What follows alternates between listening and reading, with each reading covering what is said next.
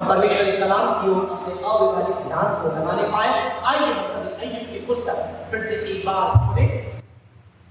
और आप सभी को जैसे अवगत होगा कि पिछली बार जब इस अध्ययन को हमने आरंभ किया था, हमारा विषय था सुपरनैचुरल फेथ इन गॉड, परमेश्वर के ऊपर अलौकिक अद्भुत विश्वास। लेकिन इस विश्वास पे हम कैसे बढ़ सकते हैं?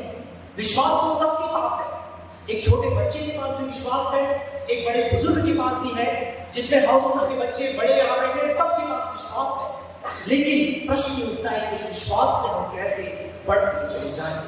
तो मैंने कहा, जब मैंने बाइबल में देखा तो अद्भुत विश्वास मुझे दिखाई दिया, वह अय्यूब के जीवन में दिखा।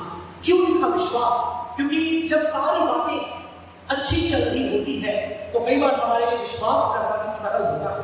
लेकिन जब कोई बीमारी, जब कोई विपत्ति, जब कोई परेशानी हमारे जीवन में आती है, तब हमारा विश्वास डगमगाने लगता है।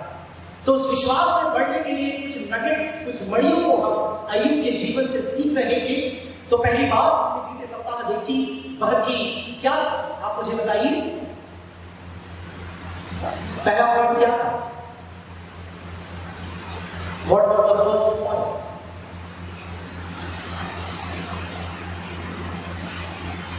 बताइए। अज्ञानता का, किसी ने इंग्लिश में कहा नॉलेज ऑफ इग्नोरेंस, अज्ञानता का ज्ञान। और उसके अंदर तीन बातें हमने देखा। किन किन बातों का ज्ञान और किन बातों का ध्यान? हमने सबसे पहली बात देखी कि परमेश्वर क्या है के सामने हम सभी एक धर्मी का जीवन जी सकते हैं। लास्ट में हम दुनिया पाप से, बुराई से, अशुद्धता से भरी हुई है, लेकिन मसीह लोग चाहे परमेश्वर के वचन को मान करके एक धर्मी का, पवित्रताई का जीवन व्यतीत कर सकते हैं। क्योंकि विश्वास का पहला कदम वही है। आप कितना भी विश्वास करें, यदि आपके जीवन में पवित्रता, पाकीज़गी, धार्मिकता नहीं है तो हो सकता है कहीं ना कहीं हम उनके विश्वास में पीछे हट गए हैं। दूसरी बात हमने देखा कि सर्वज्ञानी परमेश्वर के सामने हम अज्ञानी हैं।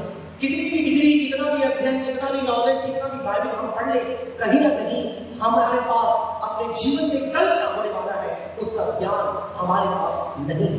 तीसरी बात हमने सीखा कि जब हम उस सर्वज्ञानी परमेश्वर को देखते हैं जो ओमनिशिएंट गॉड है, हम अपने आप में नम्र हो जाते हैं, हम अपने आप में दीन हो जाते हैं। और जब इन तीन बातों को हम देख लेते हैं मेरे प्रियो, एक कहानी मुझे स्मरण आती है। पिछले बार मैं शेयर करना चाहा लेकिन समय नहीं रहा, इसलिए उस कहानी को बताते हुए मैं आगे बढ़ना चाहूंगा। जैसे बहुत से लोगों को लगता है कि सब कुछ मालूम है, तो ध्यान रखिए इस बात को। एक गांव में एक बुजुर्ग व्यक्ति और उसका बेटा रहते थे। एक बार ऐसा हुआ, कहीं से एक घोड़ा, अच्छा खासा हट्टा कट्टा घोड़ा, ऐसे घूमते फिरते भटकते हुए उनके घर में आ गया। अब जैसे ही घोड़ा घर में आया तो पड़ोसी ने देखा, अब बोला, अरे क्या बात है, आपके घर में तो अच्छा सा एक बढ़िया घोड़ा कहीं से आ गया, क्या आनंद की बात है। तो वो जो बूढ़ा व्यक्ति था वो शांत था, कुछ नहीं बोला, वो चुप था। फिर एक दिन बीते, कुछ हुआ, वो घोड़ा चला गया। फिर से वो पड़ोसी उनके पास आया और बोला, अरे बड़ी दुख की बात है, अच्छा हुआ घोड़ा कहीं से आया था लेकिन चला गया, बड़ी दुख की बात है। वो बुजुर्ग व्यक्ति चुप रहा, बोला ठीक है। फिर कुछ दिन के बाद ऐसा हुआ कि वो जो घोड़ा गया था वो दो और घोड़े अपने साथ लेकर के आ गया। अब तीन घोड़े हो गए। फिर से ये पड़ोसी उस बुजुर्ग व्यक्ति के पास और उसके बेटे के पास आया, बोला क्या बात है भाई, ये तो गजब हो गया, मुझे लगा घोड़ा चला गया लेकिन वो दो घोड़े और ले आए, अब तो तीन घोड़े हो गए, क्या बात है, तो अभी तीन घोड़े। वो व्यक्ति चुप रहा, मुस्कुराया ऐसा, अब अपने काम में चला गया। फिर ऐसा हुआ कि एक दिन इसका बेटा घुड़सवार बनने के लिए ट्रेनिंग चालू की, प्रशिक्षण चालू किया। घोड़े पर चढ़ करके राइड करना, घुड़सवारी करना शुरू किया और करते करते करते करते घोड़े से गिर गया। इस बुजुर्ग व्यक्ति के बेटे का पैर टूट गया। अब जैसे ही पैर टूटा, पड़ोसी आ गए, अरे बहुत बहुत बुरी बात है, बहुत गलत हुआ, परमेश्वर ने ठीक नहीं किया, पैर टूट गया। तीन घोड़े तो आए, अच्छी बात थी, लेकिन बेटा गया, बड़े दुख की बात। अच्छा किया। बुजुर्ग व्यक्ति शांत रहा, मुस्कुराया और आगे।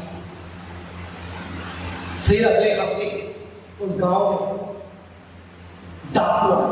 और आपको पता है डाकू क्या करते हैं? आज भी जो नक्सलाइट्स है, नक्सलवादी छत्तीसगढ़, झारखंड उस क्षेत्र में वही काम करते हैं। वो आते हैं रात में और जवान जो लड़के हैं उन्हें लेकर के चले जाते हैं, क्योंकि उनको जब दल बड़ा करना होता है तो आर्मी रिक्रूटमेंट तो वहां होता नहीं। घर में जाते जहां देखते हैं 2 लड़के हैं, 3 लड़के हैं या एक भी लड़का है, मुझे अच्छा लगा, हट्टा काटा, मस्त है, जवान है, उसे उठा करके ले जाते हैं। तो उस गांव में ऐसे ही डाकू आए रिक्रूटमेंट के लिए, भर्ती के लिए। अब घूमते घूमते घूमते इस बुजुर्ग व्यक्ति के घर में पहुंचे और देखे जवान है, किसी खबर मिली इसके घर। जैसे उसके घर में आए उस जवान को ले जाने के लिए, देखिए इसका तो पैर टूटा हुआ है। तो बोले भाई हमें तो खबर मिली तुम्हारा जवान अच्छा है, हम लेने आए हैं, लेकिन तो पैर टूटा है, इसको हम ले जाकर क्या करेंगे? पड़ोसी घर में गए, उसके बेटे को उठा के लिए। फिर से वो पड़ोसी आया और बोला अरे देखो प्रभु का धन्यवाद, कितना अच्छा हुआ, पैर टूट गया तुम्हारे बेटे का, कम से कम पैर टूटा लेकिन जिंदगी तो बच गई, वो डाकू तुम्हारे बेटे को लेकर के लिए। कहानी में और नहीं कर सकता हूं लेकिन समय नहीं है मेरे पास। The moral of the story, पूरी जो ये दृष्टांत है इसका जो सार यही है प्रियो, the lot of things going on in our life but we really don't know. बहुत सी बातें हमारे जीवन में चलती रही है। कई बार हम तुरंत परमेश्वर को कोसना और उस पर आरोप लगाना चालू कर देते थे, लेकिन ध्यान रखें the last chapter of your life is yet to unfold. आपकी जिंदगी का अंतिम अध्याय अब भी खुलना बाकी रह गया है। हो सकता है लोगों की निंदाएं, लोगों की क्रिटिसिज्म, लोगों की आलोचनाएं आपको निराश कर रही होगी, लेकिन ध्यान रखें परमेश्वर ने अपना कार्य अभी तक समाप्त नहीं किया। इस बात के साथ हम दूसरे पॉइंट में आगे बढ़ेंगे। पहले बात हमने देखा द नॉलेज ऑफ इग्नोरेंस, अज्ञानता का ज्ञान, और अब हम अपने पहले पॉइंट को समाप्त करते हुए दूसरे पॉइंट की ओर जाएंगे जो है नॉलेज ऑफ सफरिंग, दुख का ज्ञान। दुख एक बहुत ही बड़ा और भयंकर विषय है। इस दुनिया में देखें तो सबसे बड़ा मुद्दा जो है वह है दुख। अब दुख के कई पर्यायवाची हैं। कुछ लोग इसको सताव बोल सकते हैं, कुछ लोग इसको बीमारी बोल सकते हैं, कुछ लोग इसको असफलता बोल सकते हैं, कुछ लोग इसे मृत्यु बोल सकते हैं, कुछ लोग इसे रोग बोल सकते हैं, कुछ लोग इसे विरोध बोल सकते हैं, कुछ लोग इसे निंदा बोल सकते हैं, कुछ लोग इसे अपमान भी बोल सकते हैं। इस दुख के कई पर्यायवाची और हमारे समाज में यदि हम इसकी बात करें मेरे प्रियो, बहुत से लोग हमें से हैं जो मानसिक और शारीरिक दुख से होकर के जाते हैं। यदि आज के लोग, कई लोग कलीसिया में नहीं आ पाए, कहीं ना कहीं किसी दुख से वे जूझ रहे हैं। बीते समय में यदि आज आप यहाँ बैठे हैं तो हो सकता है आपके जीवन में एक बहुत बड़ा दुख का समय रहा होगा, आप उससे उबर करके आज यहाँ पर आए हैं। या फिर मैं ऐसा कह नहीं रहा, लेकिन एक बड़ा दुख हो सकता है आपका इंतजार कर रहा है। जैसे हमारे पासवान हमेशा इस बात को बोलते हैं, that suffering is inevitable. No human being is immune to suffering and pain of life. दुनिया में कोई व्यक्ति दुख और पीड़ाओं से बचा हुआ नहीं। ये उनके जीवन में आती है, आए होंगे, लेकिन तुम आएंगे। और हमारे समाज में यदि आप देखें, इस दुख को बहुत ही नकारात्मक समझा जाता है। दुख को एक श्राप के रूप में देखा जाता है। दुख को एक अनफॉर्चुनेट इंसिडेंट माना जाता है। दुख यदि किसी व्यक्ति के जीवन में है तो हम उससे कतराते हैं, हम उस व्यक्ति से बचना चाहते हैं, हम उस व्यक्ति से रास्ता मोड़ देते हैं और अस्पताल में है तो कई बार मिलने भी नहीं जाते। घर में कोई बीमार है हम उनसे बचने का प्रयास करते हैं, क्योंकि जब बीमारी को या बीमार व्यक्ति को हम देखते हैं, हम ये सोचते हैं कि कहीं ना कहीं हम उससे दूर रहे, बचे रहे, या हम कहीं ना कहीं उस परेशानी में उससे मिलने के द्वारा पड़ना चाहते हैं। और वही आप देखते हैं 90 अध्याय में यहुन्ना की इंजील में, जब एक व्यक्ति जन्म से अंधा था तो जो सदुकी फरीसी थे यीशु के पास आकर बोलते थे कि किसने पाप किया, किसका श्राप उसके जीवन में आ गया। आज भी वही विचार विश्वासियों के अंदर, मसीहों के अंदर और गैर समाज में तो वही पाया जाता है। और जिसके जीवन दुख नहीं है, सब कुछ अच्छा चल रहा है, धनी है, परिवार ठीक है, बीमारी नहीं है, ऐसा व्यक्ति तो बहुत कम है, लेकिन कहीं एक मिल गया तो बोलते रहे तो बहुत आशीषित है, परमेश्वर की अपरंपार आशीष की वर्षा इसके जीवन पर है। लेकिन आज आइए हमारी आंखों को खोले, आज आइए हमें दुख के ज्ञान के बारे में कुछ सिखाए। बहुत दुख की बात है, पिछले महीने जो भाई मेरा सीनियर था, लगभग एक सेमेस्टर हम लोग एक ही कमरे में रहे। इसी बाइबल कॉलेज में जब मैं पढ़ाई करता था, Stanford India theological seminary, bachelor के स्टडी के दौरान यह भाई केरल से आए थे और मेरे सीनियर थे, मैं फर्स्ट ईयर में था, ये फाइनल ईयर में थे। बहुत अच्छे जवान, प्रार्थना में, आराधना में, प्रचार में बहुत ही पैशन से भरे हुए परमेश्वर के एक दास। पढ़ाई के उपरांत परमेश्वर ने इस्तेमाल किया, वो यूएई में, दुबई में रहे, केरल में सेवकाई करी, वहां सेवकाई की। और अभी लगभग 36 या 37 की उनकी उम्र थी। किडनी डिजीज से पिछले महीने उनका देहांत हो गया। और जब मैंने इस खबर को देखा, सुना, मुझे बहुत दुख हुआ, क्योंकि वो जवान सचमुच परमेश्वर के समर्पित था और बहुत ही अच्छा गवाही रखने वाला था। बहुत लंबे समय से किडनी डिजीज था, दोनों किडनी फेल हो गए थे, काफी ट्रीटमेंट, काफी इलाज उनका चला और बड़ी जवानी में उनका देहांत। मेरे लिए बहुत ही दुख का विषय है कि एक सेमेस्टर हम लोग एक ही कमरे में थे। इस प्रकार की दुर्घटना या इस प्रकार का एक दर्द हो सकता है आप और मैं अपने जीवन में कहीं ना कहीं देखे होंगे। और जब ये दुख, ये क्लेश हमारे जीवन में आता है, मैं ये बात कहना चाहता हूं, सबसे ज्यादा ठेस यदि किसी बात को पहुंचती है तो वो है मनुष्य का परमेश्वर पर विश्वास। जैसे ही ऐसा दुख, ऐसी समस्या आती है, सबसे बड़ा ठेस यदि किसी बात को पहुंचता है तो वो है मनुष्य का परमेश्वर पर विश्वास। इसके लिए हमारा विषय है परमेश्वर पर अलौकिक विश्वास या परमेश्वर पर अद्भुत विश्वास। How can we have supernatural faith in God, but in the context of suffering? पिछले कुछ समय में हमने देखा कितने प्रियों को हमने खोया, और फिर से एक बार यदि आपने कल की खबर पढ़ी होगी, भोपाल में क्या हो रहा है यदि आपको मालूम होगा, तो कहीं ना कहीं आपके अंदर वही असमंजसता, वही भय, वही चिंता, और मैं कहूं विश्वास पर अटैक चालू हो चुका है। लेकिन आज प्रभु हमें कुछ सिखाना चाहता है मेरे प्रियो, इस दुख के माहौल में, इस चिंता के माहौल में, इस परेशानी के माहौल में हमें बाइबल अकेला नहीं छोड़ता, हमें परमेश्वर अकेला नहीं छोड़ता। यीशु मसीह ने एक बड़े विपत्ति के बारे में भविष्यवाणी की। यीशु मसीह अपने चेलों से कहा कि तुम दुख से होकर के जाओगे, तुम क्लेश से होकर के जाओगे, और उस भविष्यवाणी का अनुभव पूरे चेलों ने और जितने लोग यीशु की अनुयायी थे उन्हें पहली शताब्दी में देखा। हम केवल पहली शताब्दी की बात करते हैं, लेकिन पूरे इतिहास में मसीह लोग दुख से, क्लेश से, सताव से, परेशानी से, बीमारी से होकर के, और आज की कलीसिया भी उस क्लेश से होकर के जा रही है। और मैं कहूं दुख औसतन विश्वासी को खेदित और खंडित करता है। कई बार हमारे जीवन में आता है, हम मायूस, निराश हो जाते हैं। इसलिए कई बार ऐसे व्यक्ति से बात कर पाना भी पासवान होने के नाते हमारे लिए मुश्किल होता है। कई बार अपने वरिष्ठ पासवान के साथ गया, कई परिवारों में हम जाते हैं, कई बार उनसे बात करना बहुत मुश्किल होता है, क्योंकि जब दुख उनके परिवार में है, जिन समस्याएं उनके परिवार में है, आप उनको क्या बोलोगे, आप उनको क्या बताओगे? सिवाय परमेश्वर के वचन को बोलने के हमारे अंदर कोई विचार नहीं ले जाता, क्योंकि ये विश्वासी को खेदित और खंडित कर देता है, उन्हें तोड़ देता है, उन्हें छिन्न कर देता है, उन्हें निराश कर देता है। अब कुछ ऐसी परिस्थितियां आप देखते हैं अय्यूब के जीवन में आती है। अय्यूब दुख से होकर के गया, और वैसे ही हम भी आज दुख से होकर के जाते हैं। लेकिन दुख की परिस्थिति में हमारा मनोभाव कैसा होता है, इसमें सबसे पहली बात, मेरे पास केवल 32 मिनट बचे हैं आपके बीच में 2-3 बातें रखना चाहूंगा।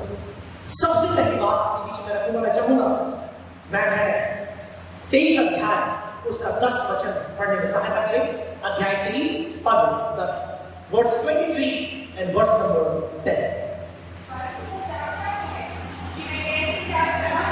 और जब वो मुझे ताकेगा तब मैं सोने के समान निकलूंगा।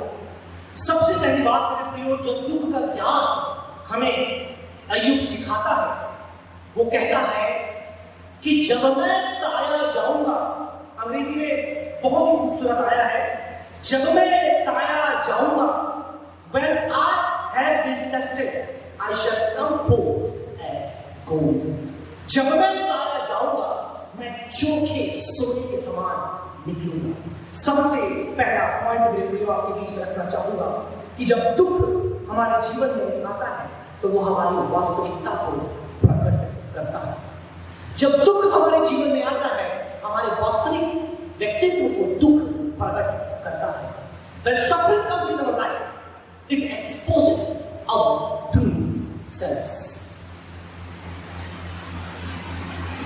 मेरे प्रियो, कई बार परमेश्वर के बारे में बहुत सी बातें हम बोलते रहते हैं, कई बार परमेश्वर के विषय में बहुत सी गवाहियां हम देते रहते हैं, कई बार परमेश्वर के लिए बड़े बड़े ऊंचे ऊंचे प्रार्थना विनतियां, गीत और शब्द हम बोलते तो हैं, लेकिन जब क्लेश, जब दुख हमारे जीवन में आता है, तब वास्तविक निखिल दिखाई देता है। फिर से एक बार रिपीट करूंगा,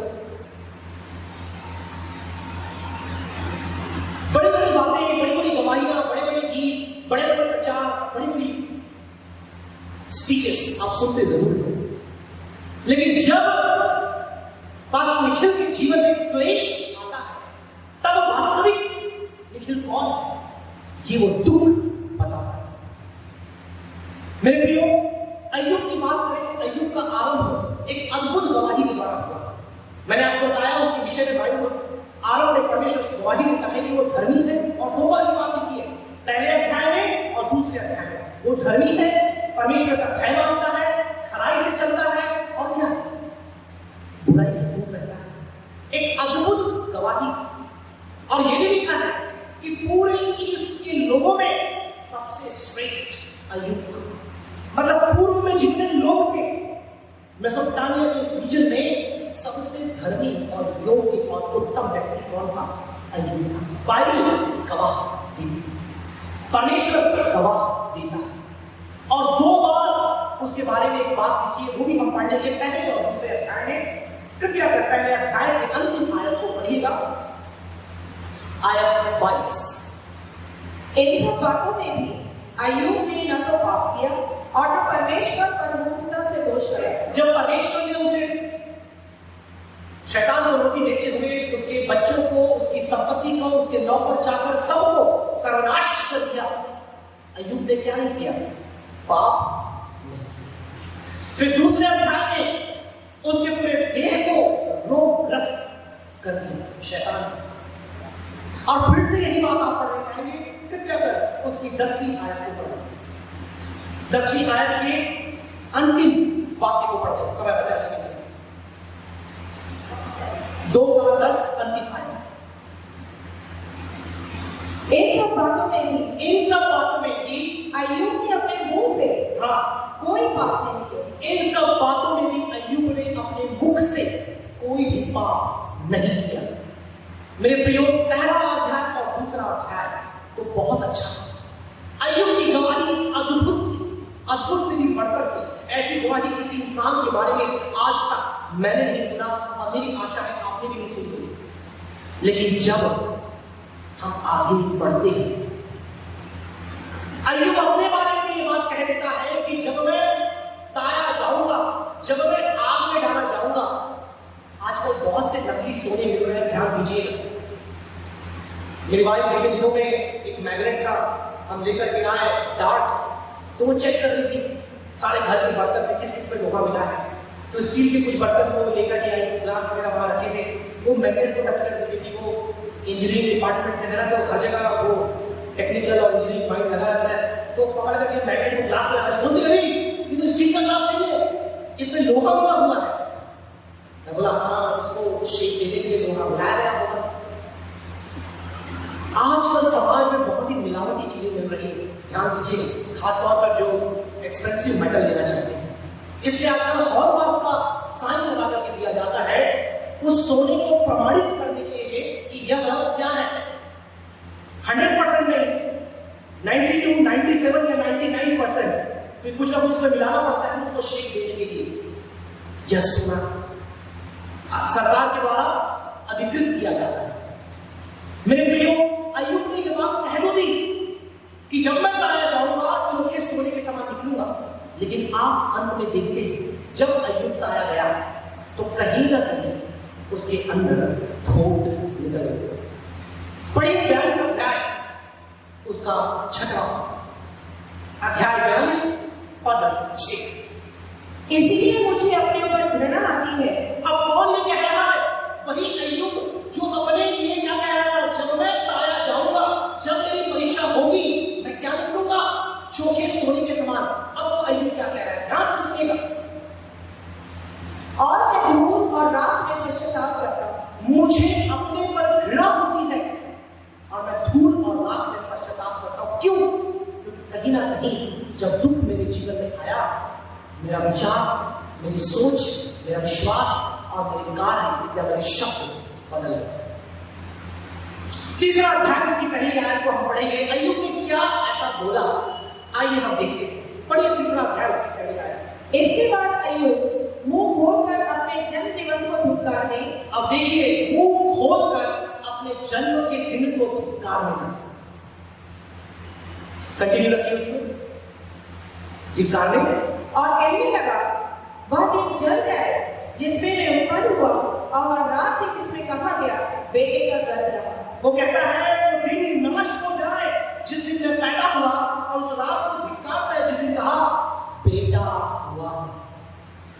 अभी कुछ लोग गर्भवती हैं, कुछ दिन बाद हॉस्पिटल से यही बात निकलेगी, बेटा हुआ है, बेटी हुई है, बोला जाएगा।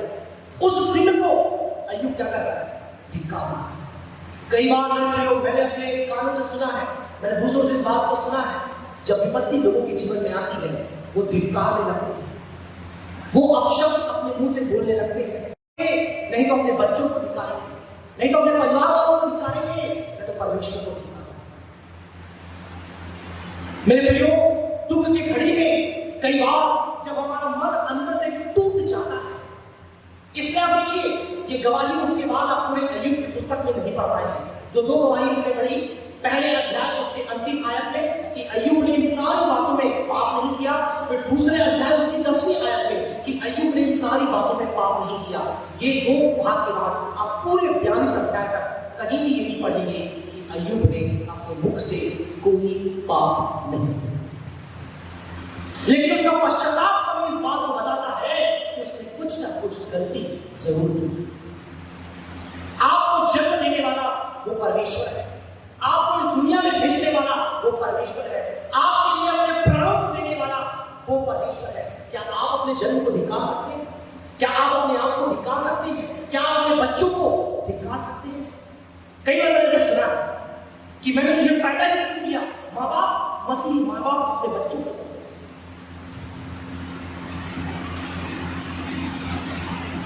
पति पत्नी अपने जीवन साथी को बोलते हैं मैं तुझसे शादी ही क्यों की।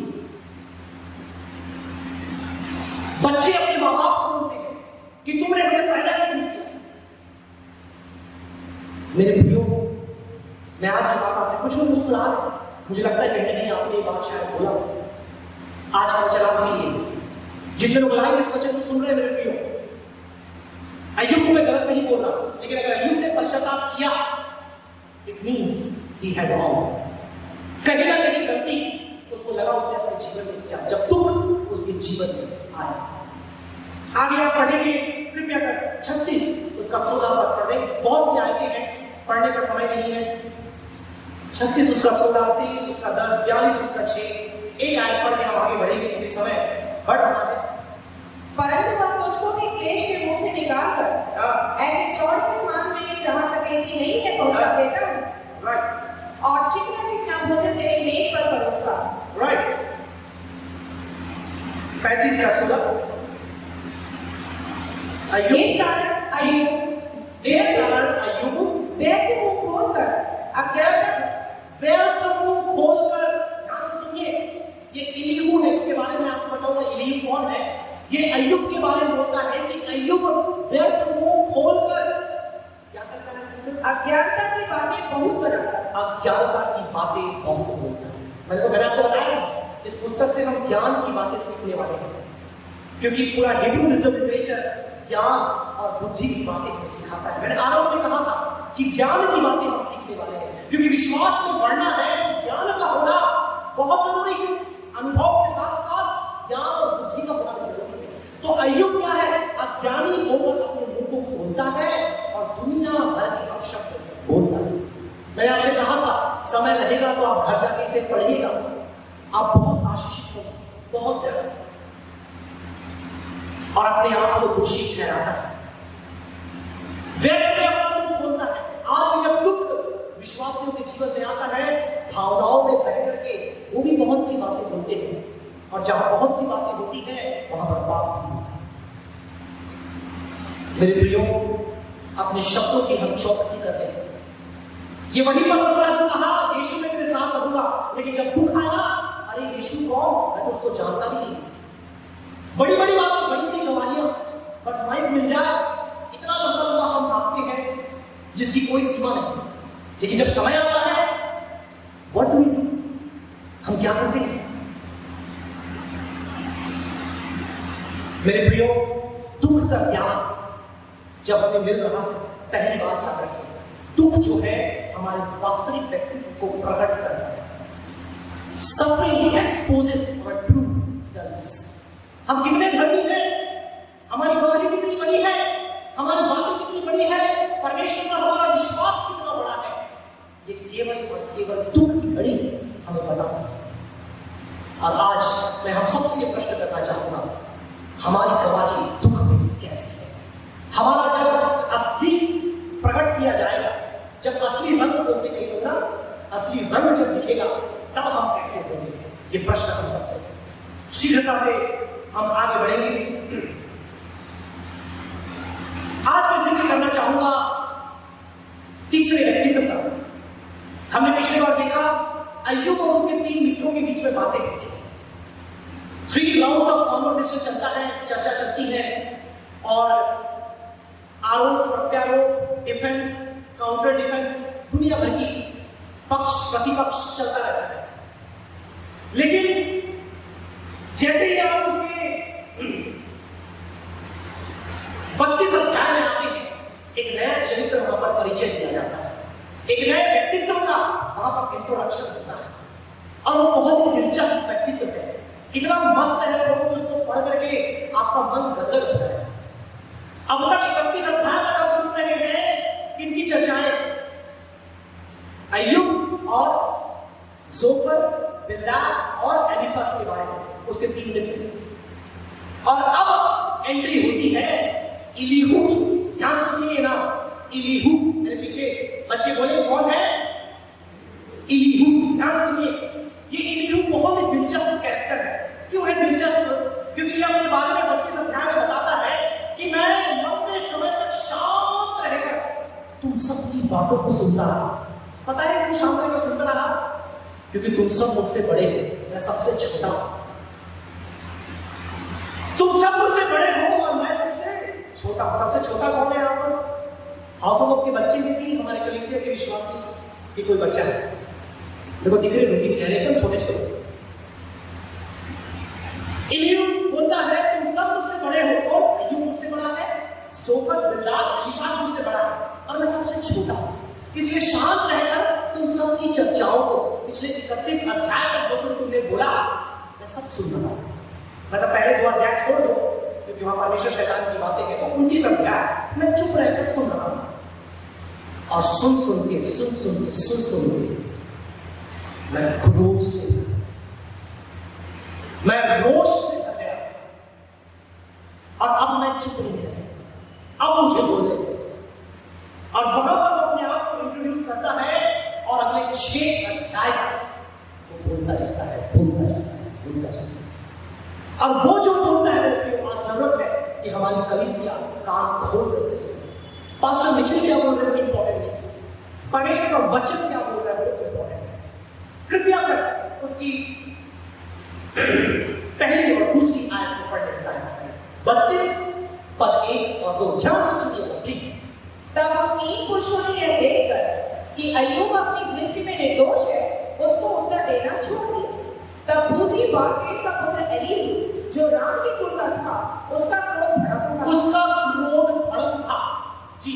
अय्यूब पर उसका क्रोध इसलिए भड़क उठा कि उसने परमेश्वर को नहीं, अपने ही को निर्दोष बताया। फिर अय्यूब के तीनों मित्रों के विरुद्ध भी उसका क्रोध इस कारण होगा कि वे अय्यूब को उत्तर ना दे सके, तो भी उसको दोषी ठहराया। वो अय्यूब को उत्तर ना दे सके, फिर भी अय्यूब को क्या ठहराया? जोर से बोले, दोषी ठहराया। दूसरा पॉइंट दुख के विषय में हम सीख रहे हैं, राइट? पहली बात मैंने आपको बताया that suffering exposes ourselves। दुख क्या करता है? हमारे वास्तविकता को प्रकट कर देता है कि हम कितने पानी में हैं, हमारा विश्वास कितना है, हमारा भरोसा कितना है। दूसरी बात मेरे प्रियो, जब हम किसी को दुख में देखते हैं,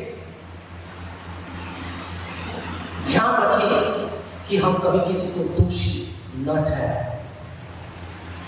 यह बहुत एक अमान्य समस्या सामान्य तौर पर हम देखते हैं कि जब कोई तकलीफ और पीड़ा से होकर के जाता है, हम क्या करते हैं? उस पर नालिश धिक्कारते रहते हैं, अपशब्द बोलने लगते हैं, बुराई करने लगते हैं। और अगर सदूसी फरीसी के शब्द में मैं बोलूं, अरे तूने कौन सा पाप किया, या तेरे बाप ने कौन सा पाप किया, या तेरे दादा ने कौन सा पाप किया, ये दुख तेरे जीवन में क्यों, ये बीमारी तेरे जीवन में क्यों? इन फरीसियों की भाषा अपनाने लगते हैं। अपने कानों से मैंने सुना है, परमेश्वर के दासों को मैंने नहीं बोलते वैसे। मेरे प्रियो, यदि रात को दर्शन देकर, सपना देकर परमेश्वर ने आपको बताया है कि इस व्यक्ति का दुख क्यों उसके जीवन में है, तब तो आप बोलो। यदि नहीं, तो अपनी अटकलें, अपने विचार, अपने ख्याल, अपने मत दूसरे पर कभी ना थोपो, क्योंकि यह बात धर्मी जन को और परमेश्वर के लोगों को क्रोध दिलाती। एलीहू क्रोधित क्यों है? क्यों एलीहू को क्रोध आया अय्यूब के मित्रों के ऊपर? उसको अय्यूब पर भी क्रोध आया, लेकिन वो हम बाद में देखेंगे। लेकिन आज हम देखते हैं कि एलीहू के तीनों मित्रों पर, अय्यूब के तीनों मित्रों पर एलीहू को क्रोध क्यों आया? वो जोफर के ऊपर, वो बिल्दाद के ऊपर, वो एलीफाज के ऊपर क्रोधित क्यों है? क्योंकि इन तीनों के पास अय्यूब की समस्या का उत्तर, समाधान नहीं था, लेकिन फिर भी वो क्या कर रहे थे? उसे दोषी ठहराया, उसे बुरा ठहराया। और पिछली बार हमने देखा कि क्या क्या दोष उन्होंने उस पर डाला, किस प्रकार से उसकी निंदा की, किस प्रकार से उसकी बुराई की, किस प्रकार से उसे पापी उन्हें ठहरा दिया।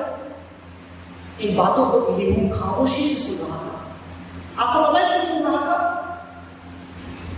पढ़िए उसकी छठी आयत 32 तब बूजी बाकेर का पुत्र एलीहू कहने लगा, मैं तो जवान हूं और तुम बहुत बूढ़े हो। और तुम लोग बूढ़े हो। इंग्लिश में लिखा है, मैं उम्र में तुमसे कम हूं और तुम लोग ज्यादा हो। इस कारण मैं रुका रहा, इसलिए मैं रुका रहा और अपना विचार तुमको बताने से डरता था। कई बार ऐसा होता है कि आप जब उम्र में कम हो तो अनुभवी या बड़े लोग आपको दबा देते हैं। एक दिन बहुत पहले एक जवान मेरे पास आए, वो यहीं पर बैठे हैं, उनका नाम मैं बताऊंगा नहीं। बोलते हैं, सर मेरी उम्र कम है, लेकिन मुझे लगता है कि मैं सही हूँ, और वो इतना उम्र होकर जो बातें बोल रहा है, हो सकता है वो गलत हो। मैं बोला, बिल्कुल, बाइबल में आप देखो कितने कम उम्र के लोगों को प्रभु ने इस्तेमाल किया और उनको अंतर ज्ञान दिया और उनसे बातें की। नामान के बारे में देख लो, छोटी लड़की, जरूरी नहीं जिसके पास उम्र हो, अनुभव हो, सब कुछ हो, उसी के ऊपर प्रभु बातें करें और उसी को इस्तेमाल करें। छोटे छोटे बच्चे, जवान, आज परमेश्वर के लिए बड़ा बड़ा काम कर रहे हैं। इसलिए कभी किसी की उम्र यदि कम हो, उसे कमरा ध्यान से सुने, यदि वो प्रभु का वचन बोल रहे हैं। एलीहू बहुत भड़का है, छोटा है उम्र में, कम है उम्र में, इसलिए अब तक 29 अध्याय तक सुन रहा था दोनों। लेकिन अब उसका सब्र टूट गया और उसने बोला कि मैं तुम चारों पर क्रोधित हूं। अय्यूब पर क्रोधित हूं अलग कारण से, उन तीनों पर क्रोधित हूं अलग कारण से। मेरे प्रियो, आज ये बात को सीख करके जाए, जो कि दूसरा पॉइंट है। पहली बात मैंने बताई, दुख हमारे वास्तविकता को प्रकट करता है। दूसरी बात, जब आप दुख में किसी को देखें, आप परेशानी में किसी को देखें, अपने सपने में भी आप उसे दोषी ना ठहराएं। क्योंकि आपको नहीं मालूम उस व्यक्ति का दुख उसके जीवन में क्यों आया, आपको नहीं पता यह व्यक्ति अस्पताल में बिछौने में क्यों पड़ा है, आपको नहीं मालूम कि आज ये बड़ी विपत्ति आपदा इस भाई और बहन के जीवन में क्यों। जैसे मैंने बताया, जब कोविड के समय लोग बीमार पड़ रहे थे, कई लोग बोले तेरे ऊपर परमेश्वर का डर है, तेरे ऊपर परमेश्वर का डर, ऐसे बोल बोल के घूम रहे थे। जब उनके परिवार में किसी को हो गया तो प्रचार भी बंद और उनका मुंह भी बंद। बहुत दुख होता। आज तो वो है, कल किसका नंबर है, हो सकता है हम में से कोई अगला नहीं हो सकता क्या। आइए हम अपने शब्दों में सतर्क हो जाए, अपने विचारों में हम सजग हो जाए। हमारे मुंह से निकलने वाली हर एक बात, चाहे वो कलीसिया का विश्वासी हो या आपका कोई सहपाठी या आपका सहकर्मी हो, मैं चाहूंगा आप कभी किसी को दोषी न ठहराएं। तो हो सकता है एलियू का कोप, और आगे आप पढ़ेंगे वो जो बातें बोलता है सब कुछ सच होती है, क्योंकि परमेश्वर आने वाला है 42 अध्याय में, और जो बातें एलियू के 6 अध्याय में बोलता है वो सब सच होती है। और परमेश्वर का क्रोध भी एलियू के समान इन दोनों दल के लोगों पर खड़ा करता है। तो मुझे लगता है एलियू का क्रोध पाप वाला क्रोध नहीं था, लेकिन हम थियोलॉजी में एक वर्ड यूज करते हैं राइचस रैथ, धर्मी क्रोध, धर्मी गुस्सा, जिसके द्वारा लोगों में सुधार किया जा सकता है। मेरे प्रियो, और भी कई बातें हैं, लेकिन मैं कहना चाहूंगा अगले स्लाइड में जो है, do not take God's place like Job's friend. अय्यूब के मित्रों के समान परमेश्वर का स्थान कभी न लें, कभी भी परमेश्वर का स्थान ना लें। जो न्याय परमेश्वर को करना है, जो न्याय परमेश्वर को देना है, परमेश्वर देगा, आप और मैं न्याय नहीं। और हमारे पास हमेशा इस बात को कहते हैं, अरे मेरा दुख कई कारणों से आ सकता है। पिछले 15 साल से मैंने ये बोलते सुना है, आपकी गलती का रात में आपने मुंगड़े खा लिए, सुबह अस्पताल पहुंच गए, हमारे पास हर बात रहती है। हो सकता है आपके जीवन में शैतान काम कर रहा है, जब आप विश्वास में बढ़ रहे हैं, विश्वास में गिराने के शैतान आपके पीछे लगा है। हो सकता है आपके जीवन में कोई परीक्षा नहीं हो, और निराशाएं हो, चुनौतियां हो, कई कारण दुख के हो सकते हैं, या आपकी खुद की गलती हो सकती है, खुद का गलत चुनाव हो सकता है, कई कारण है दुख, बीमारी, क्लेश, विपत्ति को आने की। लेकिन क्या आप सुनिश्चित है, क्या आप जानते हैं कि सामने आने का क्लेश क्यों आया? If not, please close your mouth if you can not comfort. इसने ऐसा कहा है कि आप किसी को सांत्वना नहीं दे सकते, बेहतर ये रहेगा शांति बनाए रखें। अय्यूब के मित्रों के लिए ये संदेश एलियू देता है, और मुझे लगता है आज हमें कहीं ना कहीं ये बात सीखने की आवश्यकता है। तीसरा पॉइंट बताकर मैं शब्दों को विराम दूंगा। स्लाइड नंबर पॉइंट नंबर 3, अध्याय 33 की 14 आयत को पढ़ें, चैप्टर 35 एंड वर्स नंबर 14। तो तू क्यों कहता है कि वह तुझे दर्शन नहीं देता, कि यह मुकदमा उसके सामने है और तू उसकी बात जोता हुआ रहता है। एलियू अय्यूब से कहता है कि न्याय तेरे सामने है, मतलब तेरे पास उसका न्याय आ रहा है, तू केवल एक काम कर। क्या कर? बोल दीजिए, क्या करने बोल रहे हैं एलियू उसको? बात जोड़ने। अंग्रेजी में आया है and you must wait for him. Him में एच कैपिटल है, परमेश्वर का तू इंतजार कर। तीसरी और इंपॉर्टेंट पॉइंट दुख विज्ञान के विषय में, यदि आप दुख से होकर के जा रहे हैं, मैं आपसे यही कहूंगा, परमेश्वर की बात जोड़ो, क्योंकि एलियू का संदेश अय्यूब के लिए भी था। अब शब्द बोलने से ज्यादा, बुराई करने से ज्यादा, अपनी धार्मिकता का बखान करने से ज्यादा, तू परमेश्वर की बात जोड़, तू प्रार्थना कर, तू इंतजार कर, तू इत्मीनान रख। परमेश्वर का न्याय तेरे सामने है।